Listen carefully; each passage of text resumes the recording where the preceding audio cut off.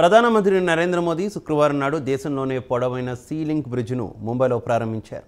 కాగా ఈ బ్రిడ్జికి మాజీ ప్రధానమంత్రి అటల్ బిహారీ వాజ్పేయి పేరు పెట్టారు. 21.8 కిలోమీటర్ల 6 లైన్ల బ్రిడ్జ్ నిర్మాణానికి సుమారు 18,000 కోట్ల రూపాయల వ్యయం చేశారు. ఈ బ్రిడ్జ్ నిర్మాణానికి 1,77,903 మెట్రిక్ టన్నుల ఉక్కు వినియోగించారు.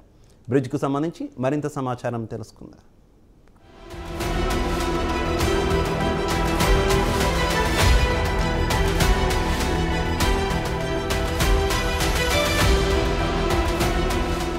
ప్రధానమంత్రి నరేంద్ర మోదీ దేశంలోని అతి పొడవైన సీ బ్రిడ్జిని ముంబైలో ప్రారంభించారు. కాగా ఈ బ్రిడ్జికి మాజీ ప్రధానమంత్రి అటల్ బిహారీ వాజ్పేయి పేరు పెట్టారు. 21.8 కిలోమీటర్ల 6 లేన్ల బ్రిడ్జికి 18,000 కోట్ల రూపాయల వ్యయమైంది. 1,77,903 మెట్రిక్ టన్నుల ఉక్కును వినియోగించారు. ఈ ఉక్కు బరువు లెక్కిస్తే సుమారు 500 బోయింగ్ విమానాలంత బరువు, లేదా పారిస్లోని ఈఫిల్ టవర్ నిర్మాణానికి ఉపయోగించిన బరువుతో పోల్చుకుంటే 17 రెట్లు అధికంగా ఉంటుంది. అటల్ సేతు లింక్ ద్వారా ముంబైలోని సేవారి నుంచి రాయ్గఢ్ జిల్లాలోని ఉరాన్ తాలూకాలోని న్యావశేవ వరకు కలుపుతుంది. కొత్త బ్రిడ్జి అందుబాటులోకి రావడంతో ముంబై నుంచి నవీ ముంబైకి కేవలం 20 నిమిషాల్లో చేరుకోవచ్చు. గతంలో ఇదే ముంబై నుంచి నవీ ముంబైకి వెళ్లాలంటే 2 గంటల సమయం పట్టేది. కొత్త బ్రిడ్జి అందుబాటులోకి రావడంతో నవీ ముంబై నుంచి ఇతర ప్రాంతాలతో ఆర్థిక లావాదేవీలు ఊపందుకుంటాయి. దీంతో పాటు ట్రాఫిక్ జామ్ల ఇబ్బందులు తప్పుతాయని అధికారులు సంతోషం వ్యక్తం చేస్తున్నారు.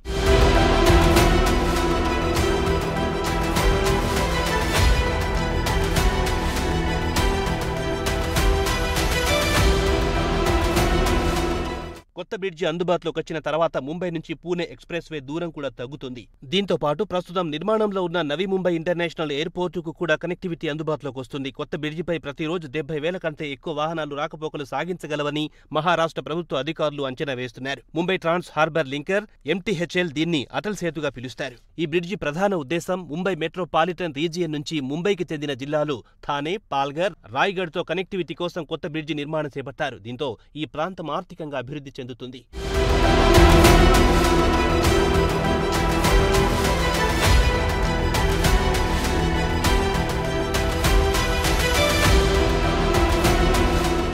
ఇవన్నీ ఒకెత్తైతే అటల్ సేతు అందుబాటులోకి వచ్చిన తర్వాత ప్రయాణ సమయం గణనీయంగా తగ్గుతుంది. ముంబై నుంచి నవీ ముంబైకి వెళ్లాలంటే గతంలో ట్రాఫిక్ జామ్లతో సుమారు 2 గంటల పాటు నరకయాతన పడాల్సి వచ్చేది.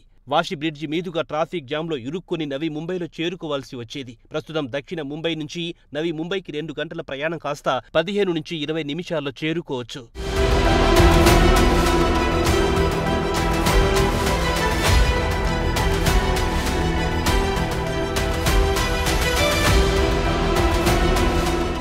ఇక అటల్ సేతు బ్రిడ్జి విషయానికొస్తే దేశంలోని అతిపెద్ద సీ బ్రిడ్జి సముద్రం గుండా నిర్మించింది. దీంతో పాటు అత్యంత పొడవైన బ్రిడ్జి. ఈ బ్రిడ్జి నిర్మాణ ప్రధాన ఉద్దేశం ముంబై చుట్టుపక్కల ప్రాంతాలు ఆర్థికంగా అభివృద్ధి చెందడమే. దీంతో పాటు ముంబై ఇంటర్నేషనల్ ఎయిర్పోర్టుతో పాటు నవీ ముంబై ఇంటర్నేషనల్ ఎయిర్పోర్టుకు త్వరగా చేరుకోవచ్చు. అదే సమయంలో ముంబై నుంచి పూణేకు, గోవాకు, దక్షిణాది రాష్ట్రాలకు ప్రయాణ సమయం ఆదా అవుతుంది.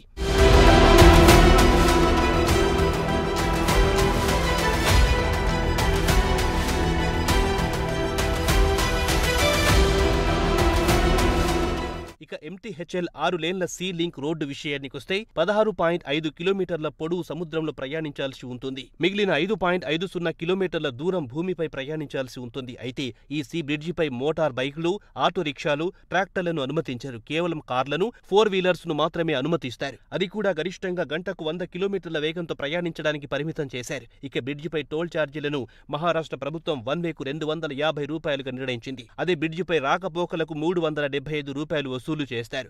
ఇక రోజువారీ పాస్లతో పాటు నెలవారీ పాస్లను కూడా అందుబాటులోకి తెచ్చారు. రోజువారీ అయితే 625 రూపాయలు, నెలవారీ అయితే 12,500 వరకు వసూలు చేయాలని మహారాష్ట్ర ప్రభుత్వం ఈ నెల 4వ తేదీన నిర్ణయించింది.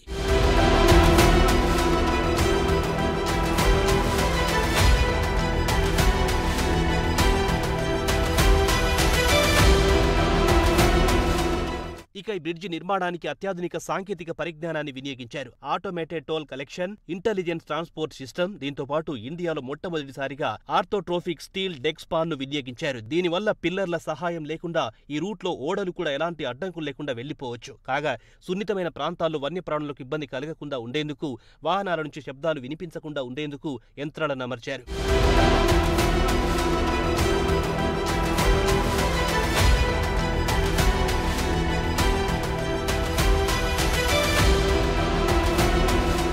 ముంబై వాసుల కోసం శనివారం నుంచే ఈ బ్రిడ్జిని అందుబాటులోకి తెస్తున్నారు. ట్రాఫిక్తో ఇబ్బందులు పడుతున్న వారికి కొత్త బ్రిడ్జి వల్ల భారీ ఊరట కలుగుతుందని చెప్పుకోవచ్చు.